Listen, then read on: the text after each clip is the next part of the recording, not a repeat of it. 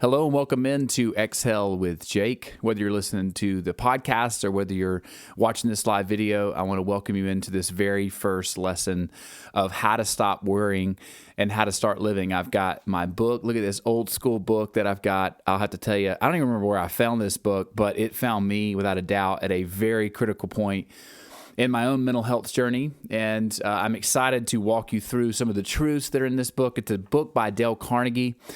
Dale Carnegie is the man. This guy wrote this book in the early, I think it's like 1945. So this is something that is a timeless truth. Dale Carnegie inspired Warren Buffett. Warren Buffett paid $100 to sign up for his speaking class, and Warren Buffett said it was the one class that really he would attribute to all of his success. Now, most people know Dale Carnegie from How to Win Friends and Influence People, but this is a little-known book of his that is unbelievable, classic Dale Carnegie. When you're working with Dale Carnegie, what you realize is Dale has this ability to take practical, long, eternal truths and just make them very practical wisdom. And so I am excited to start walking you through this book. You can find it on Amazon. Because it's such an old book, it's super, super cheap. So check it out on Amazon. I'll put a link below if you're interested in reading the book yourself, but I want to kind of give you the 80-20. And as you're watching this, obviously you're interested. You're interested in how to stop worrying and how to start living. And I certainly was too. And one thing that any time that you're moving into any kind of inner work, remember that this has to have a return on investment. And what I mean by that is, people always say that you get out what you put in, right? That's like the common thing, but that's actually not true. And it was a book that I'm rereading now called The 80-20 Principle. And it's a wonderful book. There was actually a Tim Ferriss episode that he just interviewed. Richard Koch, I believe is his last name, pronounced correctly. But that's not the case, because what ends up happening is that it would be nice if what you put into it is what you get out of it. But oftentimes, the 80-20 rule says that about 80% of our results come from about 20% of what we do. So I'm trying to hopefully let you know through this book and everything else that there are some very powerful truths in this that if you just apply to your life, you'll see a swell that'll come into it. And you don't have to put a lot into it. If you put your effort and you put your time into something that actually works, that's going to give you a massive result. And if you're putting yourself into something, you're putting your time and effort into something that's not working, then stop, because your return on investment is not good. And it would be nice if what you put into it is what you get out of it, but that's not always the case, because what you're putting into sometimes just is not good practical wisdom. And so what I love about this is he starts off the book with some rules for the road, and I'll let you read the book, and and you can read all 9 of the rules, but specifically I want to talk about the first rule. And so he lays out, again, 9 rules, but there's one that he says that is the magic rule. And this magic rule is something that you should apply, whether it's this book or this lesson, to any part of your life, because it has a massive, massive impact when you start to apply this rule. And the rule states, have a deep desire to learn and a vigorous determination to stop worrying and start living. In essence, for me, this can be consolidated into one word. It's the desire. It's the desire to imagine yourself living with less worry and living with more life. Because one of the things that you have to start understanding and start to experiencing when you're moving into change is it is emotional. Change is emotional. It's not just thinking. You have to feel the way there. And so what I want you to do is to imagine feeling what it would feel like to stop worrying as much and to start living, because when you can start to feel that feeling in your heart and you can start to feel those emotions, that's motivation. Motivation is emotional. Motivation is not understanding things in your mind. It took me a long time to understand that, and it's something that I'm still having to process and still having to understand myself, is that motivation is not understanding. Motivation is the emotion. So even though this is lesson, think about this, imagine emotionally what this would feel like to how to stop worrying and to start living. And so that's why, in my opinion, this is such a great magic rule.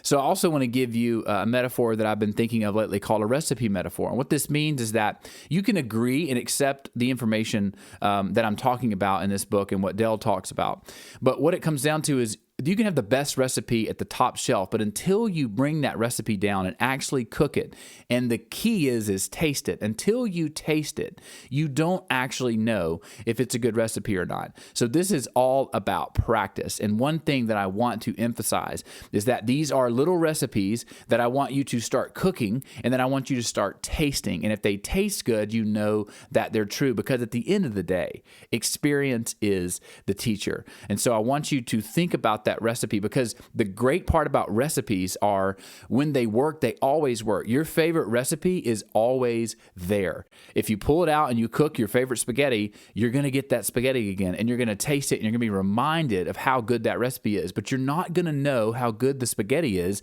if it sits at the top shelf and it just stays this recipe. You can look at the recipe and think about how great it would taste, but until you actually taste it. So this is a taste and see kind of thing. I want you to treat it like a recipe that you're going to be moving into your daily life. So lesson 1 is living in day-tight compartments. And I am so excited that he started this book this way. And one thing that I want to start by saying is worry is not new. And the reason I say that is because the book opens with this story about a guy named William Ozler back in 1871, quite a long time ago. And he was really struggling to finish his degree in medicine. And he was having a lot of anxiety and a lot of worry about exactly how he was going to build his practice and all the things that he was going to do. Doesn't that sound familiar? This is 1871, okay? So worry is not new. And so he was crippled by this, and he really had no idea what he was going to do. And I know students today, there's a lot of data and research that talks about how many students, even in college, are just having to go into and checking themselves into the psych ward because they can't handle the worry and anxiety. So we think this is a new problem. It's not. It's been around since the 1870s because this doctor, William Ozler, was experiencing it. So he found 21 words in a book that changed his life forever.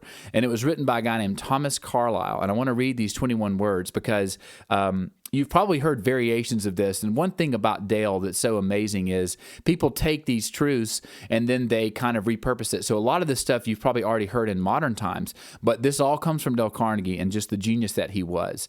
So the 21 words that were written were, our main business is not to see what lies dimly at a distance, but to do what lies clearly at hand. And that is something that is essential in living in day-tight compartments. And the greatest part about William Ozler was he actually ended up being one of the most successful doctors and individuals in human history. Literally, he was organized the famous Johns Hopkins School of Medicine, was eventually knighted. You know, anytime you're knight, whether you're Sir Knight, Sir Elton John, Sir William Ozler, life's going pretty well. There was volumes and volumes of books after he passed away that were written about him. And so he's done well. And it all kind of ties back to this one experience that he came up with, this day-tight compartments. When he came up with it, he was on a ship traveling, and he was sitting with the captain, and the captain would simply press a button, and certain parts of the ship would kind of shut off from each other, and it would create these watertight compartments. So Dr. Ozler was giving a speech at Yale, and this is kind of where he came up and told the story about the day-tight compartment. So I want to read this to you. This is him addressing kids at Yale. He says, now each one of you is a much more marvelous organization than the great liner, which is the ship, and bound on a longer voyage. What I urge is that you so learn to control the machinery as to live with day-tight compartments as the most certain way to ensure safety on the voyage. Get on the bridge and see that at least the great bulkheads are in working order. Touch a button and hear at every level of your life the iron doors shutting out the past, the dead yesterdays of your life. Touch another and shut off with a metal curtain the future, the unborn tomorrows. Then you are safe for the day. Shut off the past. Let the dead bury its dead. Shut out the yesterdays, which have lighted fools the way to dusty death. The load of tomorrow, added to that of yesterday, carried today, makes the strongest falter. Shut off the future as tightly as the past. The future is today. There is no tomorrow. And he goes on to say the best possible way to prepare for tomorrow is to concentrate with all of your intelligence, all of your enthusiasm on doing today's work superbly. And I love that he talks about this day-tight compartment, because when we're honest with ourselves, this past and future thing is a fascinating thing. You know, animals, our consciousness is so much different. We can imagine and we can kind of look through our mind's eye of what's happened in our past, and we can start to think about the future. And so really, when you assume looking into the future, a lot of times the fear of the future is what's happened to us in the past, and we're worried that what's happened to us in the past is going to repeat and happen in the future. And so I love this metaphor. When I was reading this book, I was going through my own kind of anxiety. And I remember thinking, you know, that is really helpful, right? So election day is coming up. I'm not sure when you're watching this, but maybe it's past election day, but it's not today. Okay. And it's one of those things that creates a lot of anxiety for people, but it's one of those, when you can start to live in these day tight compartments, you can start to realize that that's not happening today. And, one of my favorite parts is he also talks about give us this day our daily bread, which is obviously a famous Christian verse. But there's a lot of truth in what he talks about here, is because he's saying, give the daily bread today. That's really all I'm concerned about. I'm concerned about what I need to do today. And it also gives you a lot of gratitude, because what happens is most of the time, if you're serious and you're honest with yourself, you have your daily bread. You have what you need. It may not be everything that you need, but what it can develop is a sense of natural gratitude for what you have. And that is a powerful, powerful feeling to have. Gratitude is massive. Where we don't have gratitude is when we look at our daily bread and we're like, yeah, I see my daily bread, but I would really like to have a few more loaves so I could prepare for the future. But that's why he says, I love when he says, give us this day our daily bread, because at the end of the day, if you live in these day-tight compartments, you realize that most of the time you have what you need. And when you can push all of that worry and anxiety away and get away from it, from the future, you will start to become very productive. And you'll also develop this natural sense of gratitude to say, man, I've got a lot of things that I can be grateful for. And one of the things that he says too, which is a major caveat, because I know when people say, give no thought to the future, like, how is that possible? Like, I have bills to pay. I have insurance to cover. I have my kids to think about. What he distinguishes in this book, Dale Carnegie says, is there's a difference between thought and anxiety. So there's thinking about the future, which is one thing, and then there's being anxious about the future, which is an entirely different thing. And so one of the things that he talks about in the book, take therefore no thought for tomorrow, for the morrow shall take thought for things of itself. Again, this is a verse straight from the Bible. And so what he's saying is that you can have thoughts for tomorrow, and you can start to use in these day-tight compartments things that you can do about that. But there's a difference between thinking logically about tomorrow and then having anxiety about tomorrow. And one of my favorite things that gave me a lot of peace when I was reading this book is there was this guy that just came back from war, and he was seeing a doctor, and he was just covered up in stress. And the doctor said, I want you to think of two things. The first thing I want you to think about is every day is a new day. And the reason why we don't experience every day being a new day is because we bring the past with us. We bring our past mistakes. We bring our past worries. We bring the things that we haven't done, and we bring that as a load into the present moment. And so it doesn't really feel new. It doesn't feel new because we're like, well, I got all this stuff from yesterday that's in my life. But it's that concept of a beginner's mind that he's talking about. And if you can learn to start treating each day as new, especially if you can live in a day-tight compartment, because you don't have to get tomorrow right. And you probably didn't get yesterday right, but today's today. And you can start to begin anew and look at every day as being new, as a new chance to start living and stop worrying, as a way to say, I have concerns of the future, but today's a new day. I'm going to have a new mindset. I'm going to have a new way to approach today. And one of the last things that he talks about that I just love, this metaphor, he's talking, Dale's talking about this doctor that was talking to this patient. And he tells the patient, I want you to think of your life as an hourglass. You know, there are thousands of grains of sand in the top of the hourglass, and they all pass slowly and evenly through the narrow neck in the middle. Nothing you or I could do would make more than one grain of sand pass through this narrow neck without impairing the hourglass. You and I and everyone else are like this hourglass. When we start in the morning, there are hundreds of tasks which we feel that we must accomplish that day. But if we do not take them one at a time and let them pass through the day slowly and evenly, as do the grains of sand passing through the narrow neck of the hourglass, then we are bound to break our own physical and mental structure. This is a beautiful metaphor, to think that every single moment is like a grain of sand coming through the hourglass, one at a time. One at a time. And what he says by this is that you can have no anxiety because you're just taking it one grain of sand at a time, one task at a time. You're not going to be able to do 100 tasks in the present moment. And when you start to find this interesting space of presence in the present moment, you're going to realize that that's all there really ever is. All there really ever is the present moment. But oftentimes we think forward or we think in the past. And one of my favorite things is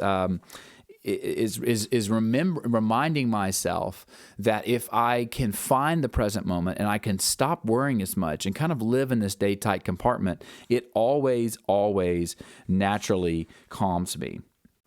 And so this is the last thing that I want to hit because I think it's really a beautiful metaphor. And he talks about this conversation that is about the procession of life. And this is a little bit more esoteric, but I think it's really important. And how at times we can forget the big picture. So we've been talking about day-tight compartments, but I think for this last part of the video, I want to talk about the big picture. And this is something that he says in the book. He says, "How strange it is, our little procession of life. The child says, 'When I'm a big boy.' But what is that? The big boy says, 'When I grow up.' And then grown up, he says, 'When I get married.' But to be married, what is that after all? The thought changes to when I'm able to retire. And then when retirement comes, he looks back over the landscape traversed. A cold wind seems to sweep over it. Somehow he has missed it all, and it is gone. Life, we learn too late, is in the living, in the tissue of every day and every hour. Life is in the living." That is a powerful statement. And what he says at the end of this book is to shut the iron doors on the past and the future and live in these day-tight compartments by understanding and tying it to your largest picture that says, I don't want to be at the end of my life and have missed it. Because, I have a 6-year-old and a 4-year-old, and my 6-year-old's like, I can't wait till I grow up. And I want to push that back, but I understand exactly where that's coming from because I was the same way. And you are too. Right now, there's something that you're moving towards. I know that you're moving towards it. And you're thinking, just once I can get that, I'll be fine. But life is in the living. And so I've hoped that you've enjoyed this lesson from this book. It is a beautiful book. And again, remember the recipe metaphor. This is not meant to be like, oh, this is great. Now start to write out in your journal whatever you have to write with. Spend the next 3 to 5 minutes after this video thinking through how you can start to incorporate some of these ideas in your life. Think about, do you spend a lot of time obsessing about the future? Do you spend a lot of time feeling the regrets of the past? And then sometimes it helps me to draw. So draw that hourglass and think about life coming through each grain of sand at a time, moment to moment. And you're going to notice that your nervous system starts to calm because we have so much anxiety and so much worry, and it gets stored in our body. But our bodies are literally serving our minds. And so if you're feeling a lot of anxiety and you're tired all the time, that's coming from your mind being everywhere but here. And once you start to find that present moment and start to approach your day, just living in day-tight compartments, just today, give me the daily bread today. I'll worry about the daily bread tomorrow, but today I've got my daily bread. I got gratitude for what I have, and I'm going to spend every ounce of intellect, every ounce of passion and energy on this day, because if I do that, then I know that my tomorrows will be taken care of. You don't have control over what's going to happen tomorrow. You don't really have control anymore of what happened in the past. The only thing that you have is to shut it off. Literally imagine a steel curtain from your past and your future, and you're just boxed in. This is one place where it's good to be small-minded. This is one place where it's good to have a boxed-in mindset. You should have that. And just treat today. Release that anxiety and treat today as a way that you can start to learn how to live in day-tight compartments, and most of all, can learn how to stop worrying and start living. I'll be back soon with lesson 2 from this book. Again, check out the link below. You guys can go and grab this book. It is a great, great book, and I hope it brings you some peace from all of the worry that we're going through in today's times. Peace and love, friends. Talk to you soon.